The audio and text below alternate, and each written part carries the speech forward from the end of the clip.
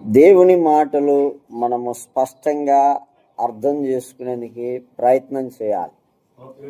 దేవుని వాక్యము మనల్ని బ్రతికిస్తుంది, మనల్ని సజీవులుగా నిలబెడుతుంది, నరకం నుంచి తప్పించి నిత్య జీవానికి వారసులుగా చేస్తుంది.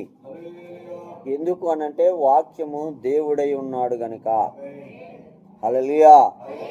కాబట్టి ప్రియమైన దేవుని సంగమా, వాక్యాన్ని మనము చదువుకున్నాం. యెషయా గ్రంథం 30వ అధ్యాయము 19వ వచనంలో చెప్పబడినట్లుగా, సీయోనులో యెరూషలేములోనే ఒక జనము కాపురముండును, నీవిక కన్నీళ్లు విడువవు, ఆయన నీ మొరవిని నిశ్చయముగా నిన్ను కరుణించును. ఆయన నీ మాట వినగానే నీకు ఉత్తరం ఇచ్చును. నీ మాట వినగానే, ఆయన నీ మాట వినగానే నీకు ఉత్తరము ఇచ్చును. హల్లెలూయా. ఏం చేస్తాడట ఆయన? మాట వినగానే నీకు ఉత్తరం ఇస్తాడు. ఎవరి మాట? నీ మాట వినగానే. అంటే పిల్లరా, మనము దేవుని మాటని నమ్మితే మన మాట ఆయనకు వినబడేలా కేక వేయాలి.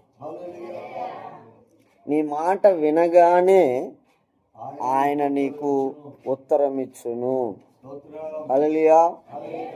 మరి ఈరోజు మనం సమాజంలో గమనించినట్లయితే ప్రియులారా, ఆలోచన చేయండి. ఎవరినైనా పిలిచినప్పుడు ఆ వ్యక్తి మనకి పలకాలి అని అంటే, మన పిలుపునకు అవతల వ్యక్తి స్పందించాలని అంటే, ఆ వ్యక్తి ఎప్పుడు స్పందిస్తాడు? మనము పిలిచిన పిలుపు అతడు వినినప్పుడు మనల్ని ఏం చేస్తాడంటే ఆయన పలుకుతాడు. హల్లెలూయా. అంటే వినకముందు ఆయన పలుకుతాడా అంటే పలకటానికి అవకాశం లేదు.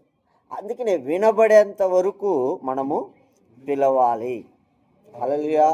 అయ్యా మేము పిలిచాము కానీ మీరే చూడకుండా వెళ్ళిపోయారు, మీరే పలకలేదు అని అంటే నేరం మోపినట్లు అవుతుంది.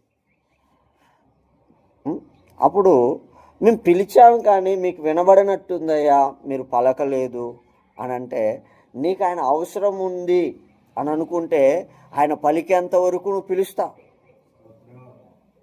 నీకు అవసరం లేదు అని అనుకుంటే ఒకసారి పిలుస్తావు, పలికితే పలికిండు లేకపోతే లేదు అన్నట్లుగా ఆగిపోతావు.